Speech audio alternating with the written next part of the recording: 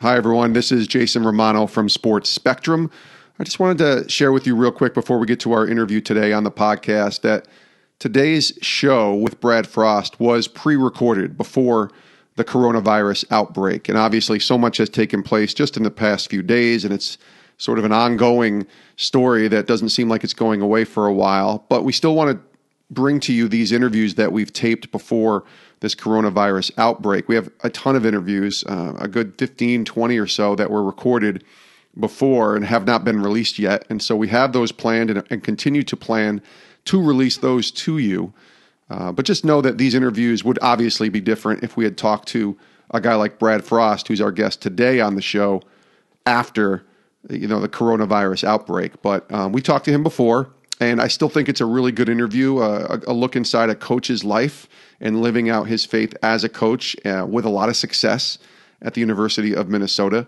But just know, as you're listening, that these were all taped before the coronavirus outbreak. Obviously, all of us here at Sports Spectrum are continuing to pray, continuing to trust God in knowing that He has all control and that this is not a surprise to Him. And we trust in and put our trust and faith in Him and Him alone, and praying for all those that are affected by the virus and the outbreak, and just believing that God can make a way when there doesn't seem to be a way. So we put our trust in Him. We thank you for listening, and we hope you enjoy this conversation with Brad Frost here on Sports Spectrum.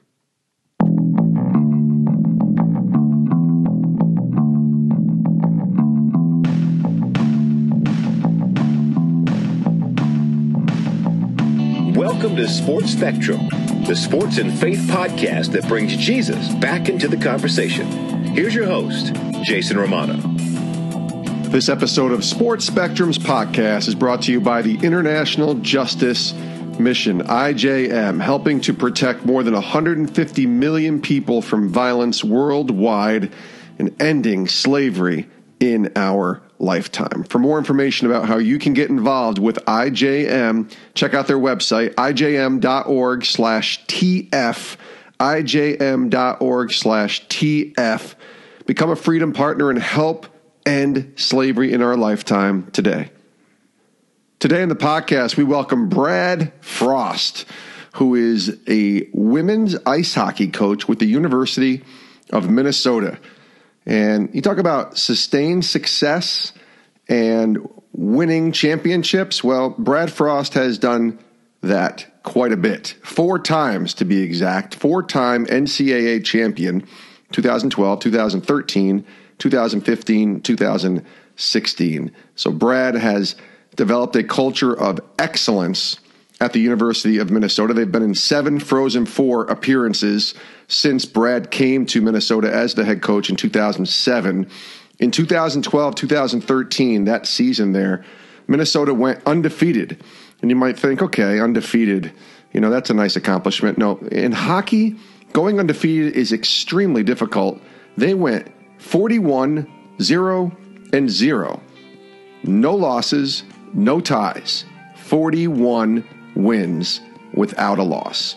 What an incredible season, rolling through undefeated and becoming the NCAA Division I champions in women's ice hockey.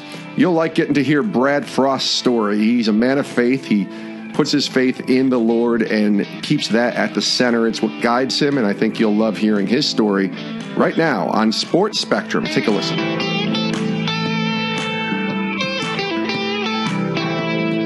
Brad, welcome to Sports Spectrum. I appreciate being on. Thank you, Jason.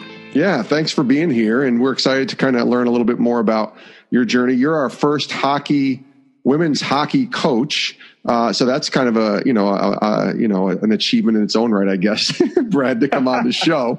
But I'm excited because we have a hockey ministry actually now with our parent company, Pro Athletes Outreach, and I really am starting to learn more about the world of hockey and how it intersects with the world of faith. Let's learn about your journey and start maybe where hockey became that passion of yours. I know you grew up in Burlington, Ontario in Canada. Where did hockey, maybe just saying the words Canada and hockey, that's your answer, but where does hockey become a passion for you growing up? Yeah, very early age. As you mentioned, hockey and Canada are kind of synonymous with one another. I started playing hockey when I was 4 years old, and just fell in love with the sport. Played a few other sports as well, but hockey was certainly the sport that I enjoyed the most. Played all through youth hockey in Burlington. Played high school hockey at Aldershot High School, and on to Bethel College, which is a Division III school in Minnesota. So it's been a part of my life really since I can remember, and just love the sport and I'm very passionate about it. All right. So for those listening in the South or the West, I'm up here in Connecticut, and we get, cold winters as well. But those that are listening in the South or the West and living that warm weather life, describe the winters in Ontario, Canada, and I guess even now in Minnesota, because I've been to Minnesota in the winter a couple of years ago at the Super Bowl, and it hurt. My face hurt when I stepped outside. Tell me about those winters. They're not like any other winter I've experienced. Yeah, in Minnesota, it's actually worse than in Burlington. Burlington, you get the lake effect snow. But Minnesota is actually more north than the Toronto Burlington area. But, so it was always cold. There's no doubting that in the winter time, but here in Minnesota, it's bitter at times. And the great thing about Minnesota is you get all 4 seasons. Sometimes you get them all in 1 week, but, in the winter, it definitely is hockey weather. It's hockey season. A lot of kids playing hockey outside, and it's just a great place to live. I was just going to say, you said the word great. So can you say that you like the winters, or you just tolerate them? It's more, I'm getting older, 46 now, way up there, but I'm tolerating them more than I'm really enjoying them. But what I love about winter is I know it's hockey season, and our team is in the middle of the grind, which is always fun. Absolutely. What's that look like for you as a coach, kind of day to day? I know you're in the middle of a season, and obviously there's variations to that when you're getting ready to go and travel for a game or something. But from a day to day perspective during a season, as a coach for a very successful hockey team in college, what does that look like for you, Brad? Well, the recruiting is always there. We're always keeping our eye on players, watching some film, and keeping in contact with coaches and recruits. But as a staff, we have a great staff here, and so the day to day is more meeting in the morning, just going through some recruiting, some day-to-day things, what we have scheduled for the week, making sure our itineraries are all set for the weekend. We play 2 games every weekend, and so we prepare for our opponent. We're watching video of our opponent, scouting them, and then trying to put a game plan together and make sure that our team is ready to go. So it's really kind of it's almost the same thing every week. You end up preparing for your opponent. You play those 2 games. You have to put that behind you and on to the next series. And so it's part of the reason I think why our season goes. It's a very long season, one of the longest in the NCAA. But each week seems to go by really, really fast, and before you know it, the season's over. Walk me through how, or I guess maybe what you've learned for the student athlete, and you're coaching women's ice hockey, and these are kids, they're teens, they're young adults, they're in college, and they're trying to be college students as well. The majority, my guess is, don't go to play professionally. So they have to kind of be all in on hockey, but also be all in at school. It's really 2 full-time jobs in a lot of ways. How do you help kind of negotiate that, balance that with your student athletes? Obviously, because you're very successful, so you demand a lot from your players, but how do you help them kind of balance that world? Because it isn't easy. No, you're exactly right. And the support that all the athletes here at the University of Minnesota get is second to none. Our fall GPA as a team was a 3.5. We have very high achieving student athletes. As you mentioned, most of them are not going to go on to play pro hockey. That's kind of a challenge right now in the women's hockey world, trying to find a professional league, and hopefully within a year or two that will come about. But many of our players, well, not many, but a few of our players every year are looking to play on their respective national teams, whether that's from Canada or the United States. In the last Olympics, we had eight of our former current student athletes on Team USA. So the Olympics is obviously a dream for them. And then hopefully some professional hockey, but most of them, as you mentioned, are going to go on to some great careers outside of potentially the game of hockey. But really it's about time management, understanding that they have a lot on their plate. And from our standpoint as coaches, we have high expectations for them, but we love them deeply. And we know that it's more than just a hockey game and more than just trying to win at hockey. We want them to be winning at life and hopefully develop them as people even more so. Brad, that's got to be pretty neat, though. You mentioned 8 former players or current players from Team USA and we just talked to Nicole Hensley recently on the podcast. She did not go to Minnesota, but she was on that team and kind of talked through watching with her about winning that gold medal, and Gigi Marvin, who I believe went to Minnesota. Yes, she did. Yeah. And she was on our podcast a couple years ago and also talked about that experience. What is that like from a coach watching their players kind of go through this journey and being on the biggest stage, really, when you look at it, and winning an Olympic gold medal?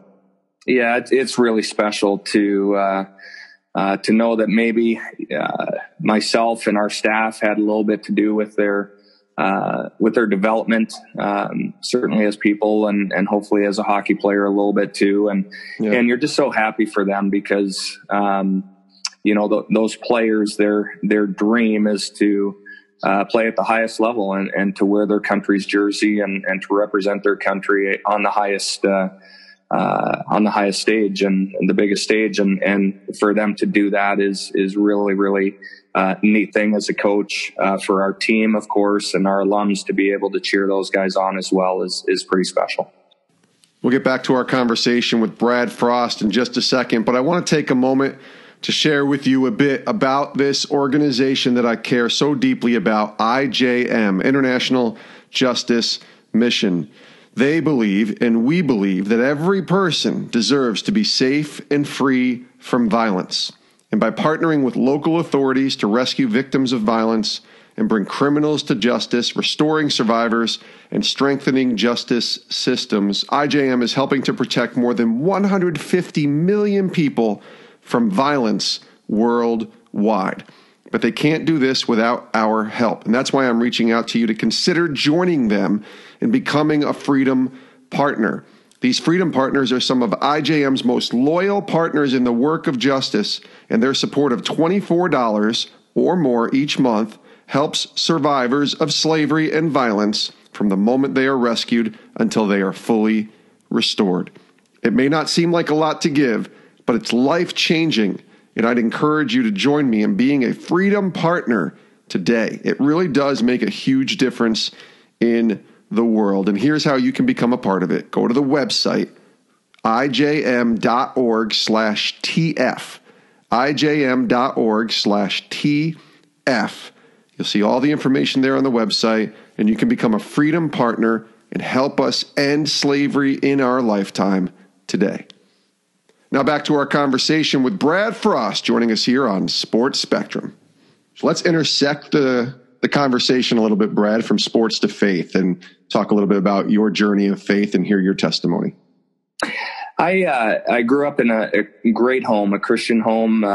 My parents, from a very early age, faith and going to church and those types of things were extremely important to our family. I have 3 brothers. All of us ended up going to Bethel College, which is a small Christian school in Minnesota here. But I was just one of those kids that accepted Christ at an early age, and I think for the most part was a really, really good kid. Didn't get into a lot of trouble. Was really focused on hockey and a few other things. Our youth group was really important to myself and to my brothers, and that's really where our main friends came from. I think as I got into my teen years, I started to understand even more what it meant to be a good Christian young man. And then my faith, I think, really took off after college. Hockey really seemed to be my identity. That all of a sudden was over and done with in 1996 when I graduated, and really had to sit down and figure out, okay, who and what is my identity in? And what I realized was, while I was a really good guy and doing a lot of the right things, I'm not sure that my identity was truly in Jesus Christ. And that was for me when I really had to look in the mirror and think about my faith journey and start relying on the Lord even more in those instances. And so it's just been a great journey, one of reflection, but also one of challenge, and don't have any real hardships, so to speak, as many people do in their faith journey, but was very fortunate to grow up in the home that I did. You said challenges, so elaborate as far or as much as you want to elaborate on some of the challenges that do take place. And we've heard a lot of them on this show, in certainly different forms from athletes and coaches and other people. But what are some of those challenges that you've faced, just not necessarily being a Christian, but walking that faith out and, life getting a hold of you? Yeah, I think it comes really back to the identity piece, and felt very alone when I graduated from college, and because hockey was such a big part of it, I knew I wanted to be a teacher and a coach, and I went through Bethel College with a Phi Ed and Health degree, a minor in coaching. Wasn't quite sure if and when or where necessarily the Lord would lead, but was very fortunate to get a halftime teaching job out of college. It wasn't exactly what I wanted. Wanted a full-time position, had to do some substitute teaching, which sometimes can be fun, but oftentimes isn't.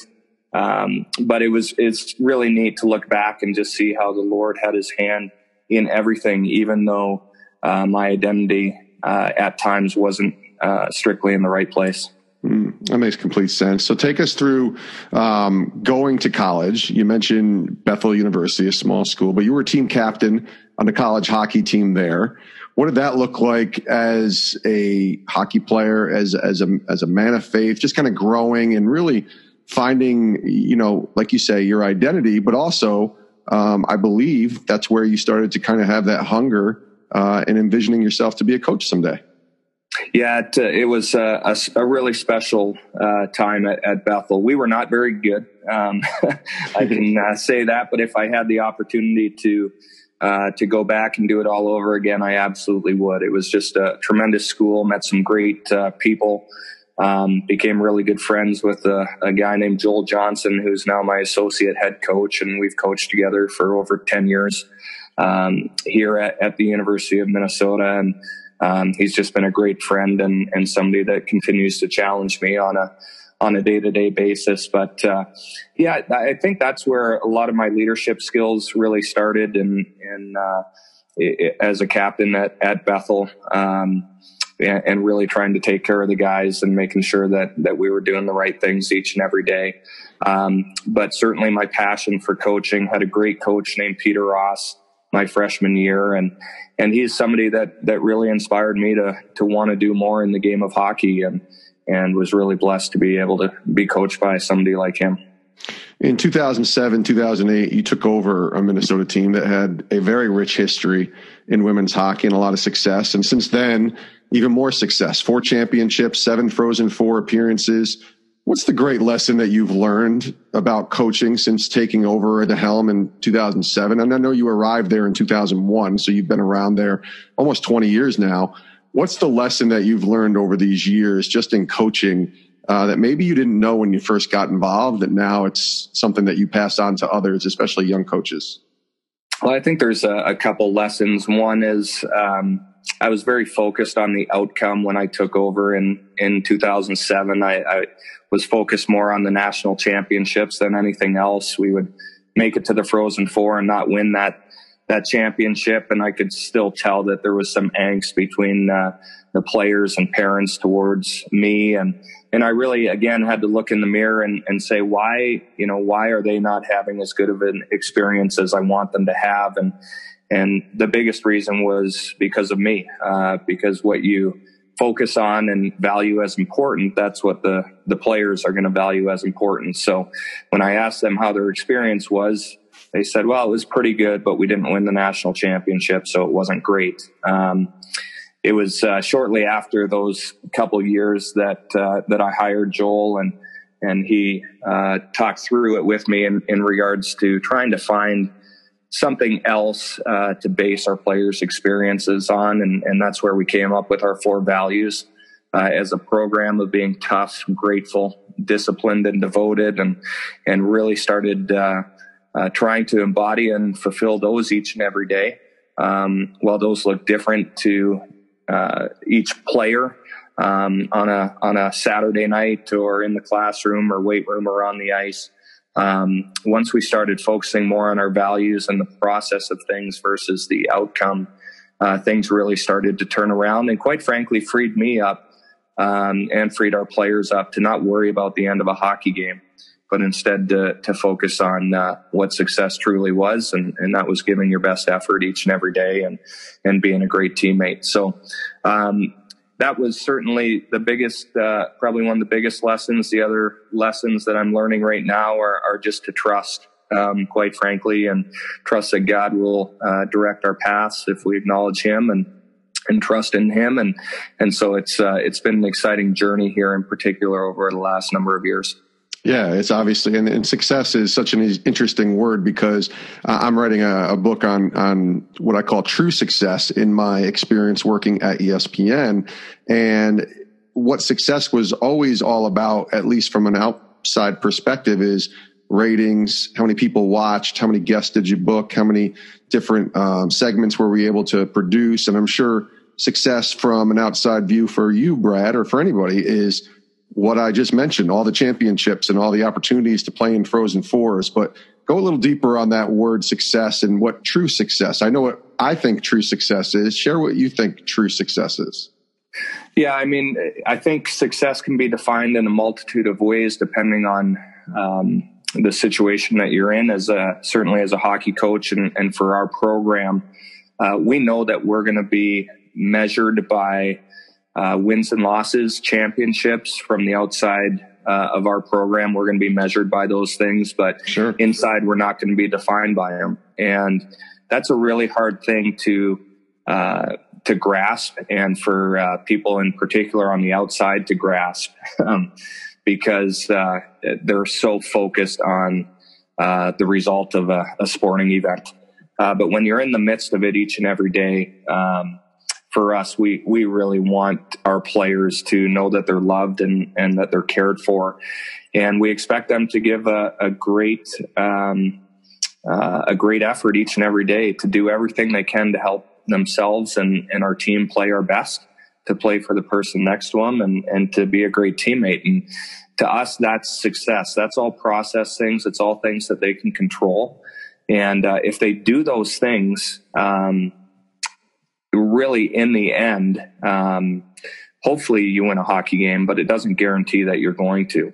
But it doesn't mean that you didn't do everything that you should have done. And so for us, it's really more about the attitude, the effort, the controllables, and being a really, really good teammate. Because you can look yourself in the mirror at the end of a day and at the end of a game and say, I gave everything I had. I played for the person next to me. I was a great teammate. I did the things the coaches wanted me to do. We just didn't happen to win. But for us, those are the things that lead to success. Is it harder when you have a lot of championships and this sort of sustained standard of excellence to handle the defeats? I always say adversity and defeats are our greatest teacher, even more than the wins. And obviously you want to win. But is that hard when you win a lot to handle, to teach your girls to handle loss, to handle, adversity and defeat? Or is that something that you're not hoping for a loss, obviously, but that there can be a real great lesson in a loss? Yeah, I prefer to learn the lessons through the wins, personally, but I think we all do. But you're right. I mean, when you lose games, it's a little bit of an opportunity to go inward and see what could you have done better potentially. And those, I think, having the success that we've had, it's hard to lose games, but you understand that you're going to, and then that's all part of it. But I think through the success, we've been able to gain a pretty fair amount of credibility and understanding, and that people trust that we know what we're doing as a team and a program and a hockey staff. So, but there are definitely lessons to be learned through those losses, but there's lessons to be learned through some of those wins as well. Because if you say you're focusing on the process and you're focusing on your values, if you win a hockey game, and there's still things that were disappointing throughout the game, or maybe we weren't tough enough or we weren't disciplined enough, those are things that need to be talked about as well, and you need to learn from them. Last couple of questions here with Brad Frost from the University of Minnesota here on Sports Spectrum. I love asking this question to coaches because every answer is different, but it's so important, I think, for coaches to focus on this side of the realm as well, because you do so much pouring into. I can't imagine being a head coach at a college where you're so successful and you have assistants and you have players and you have staff and you're constantly pouring into them and they're looking to you for guidance. Well, who pours into you, Brad? How do you stay fed, I guess, not only, in leadership and coaching and in life, but also in your faith? Yeah, well, it's a great question. Certainly listening to some podcasts, whether it's your podcast, quite frankly, or Andy Stanley, are some of the podcasts that I listen to. I have a great mentor friend, Vince Miller, who runs a men's ministry called Resolute, and have done some cohorts, some discipleship with him, and he's been a great mentor and leader in my life. My current staff, Joel Johnson, as I mentioned a few times, he's one of the best organizational leadership guys I know, and so lean on him quite a bit as well. But the opportunity to be surrounded by great Christian people just allows me to be fed, quite frankly. I love being around people who are pulling on the rope together, and I get fed from our players too. We have several of our players, or more than several, who are involved with Athletes in Action, and that's a big ministry here on our campus. And so to see them grow in their faith or cross that line of faith is a really special thing for me to see and me to be a part of. Do you have any disciplines that you instill into your own life to make sure that relationship with the Lord is consistent in terms of spending time with God, that sort of thing? Do you have disciplines that you keep on a daily basis? Yeah, as I mentioned, Vince, right now we're in the middle of a 35-day challenge where it's an opportunity to really get into the Word. We're going through Proverbs right now, and followed with some prayer. Praying out loud is something that I've started to do more and more of as of late, and has helped me to focus a little more as I pray, which has been great. We're part of a small group in our church, and so those are a couple things that have just been really neat for me to experience here as of late, and the disciplines that I have going on currently. Brad Frost, this has been great. Thanks so much for your time, for your generosity and sharing your story, and obviously continued success. And we'll be watching the University of Minnesota women's ice hockey team going through the rest of this season and certainly going forward. Thanks for joining us. I really appreciate it. Thanks, Jason. He is Brad Frost, University of Minnesota women's ice hockey head coach. Many thanks to Brad for being here on Sports Spectrum. What a journey. What a story for this guy, being a 4-time national championship head coach in women's ice hockey, NCAA champion. And who knows, I'm sure more championships are on the horizon for the University of Minnesota women's ice hockey team. Many thanks to Brad. You can get in touch with him on Twitter at FrostBrad. Just switch the names, the backwards version of Twitter, if you will. Last name first, first name last. Frost Brad. Really appreciate Brad for joining us here on Sports Spectrum. Appreciate you for listening as well. There's so many great ways you can get in touch with us. The first is to reach us via our website, sportspectrum.com. Lots of free content on there. Great ways to stay connected to God with a daily devotional. All of our podcasts can be found there. That's also a great way to hear extended interviews. Like we do here on Sports Spectrum Radio, you can check out and subscribe to our Sports Spectrum podcast with exclusive content there that you can only hear on our podcast. And then you can reach us the old-fashioned way, which is send us a note. Our address is 640 Plaza Drive, Highlands Ranch, Colorado, 80129, and we're in suite number 110. And you can call us toll-free, 866-821-2971. 866-821-2971. My name is Jason Romano. Thanks so much for listening, and we'll see you next time. Have a great rest of your day.